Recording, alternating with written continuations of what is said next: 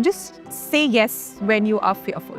Say yes when you're not ready. Say yes when you don't have all the data points. So saying a lot more yeses without having the 120% preparedness. I'm very grateful for what I do because I think I get the best of both worlds. It's an entrepreneurial venture which is within a larger conglomerate. So I have all the support. RPG is a part of the RPG group, but I also have enough freedom to play. Not do it the way men have done it. Not do it the way everybody else has done it. Like have that little bit of fearlessness. The models of leadership that exist across industries have always been aggressive. So, and people assume that's what's worked. There's a correlation happening. But hey, I mean, it's not causal, like there'll be a lot of other things at play to make a person successful. I believe that there need to be more models of success that are visible to women, that are unlike these, that are more natural to a woman. We don't start with the product.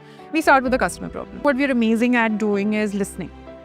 And we listen formally. We listen actively. This is something that we do week on week, month on month to just understand that what are the problems that they're facing. Yeah. Then we see that are we the best people to solve it? Yes. And then we get into ensuring that we're able to solve it and there's a closure.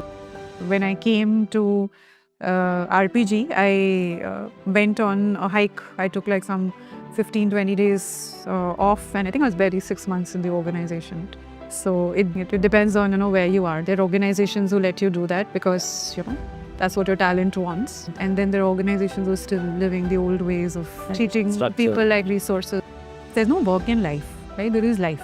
I treat and expect to be treated like not like a resource or like whatever. So as a part of RPG, for example, we have a very strong mental health program, ensuring that the person has that space and is treated like a person and not like, you're here to fulfill this for me. It doesn't work. Everybody needs to realize that if you treat people like people, then it's a win-win for everybody.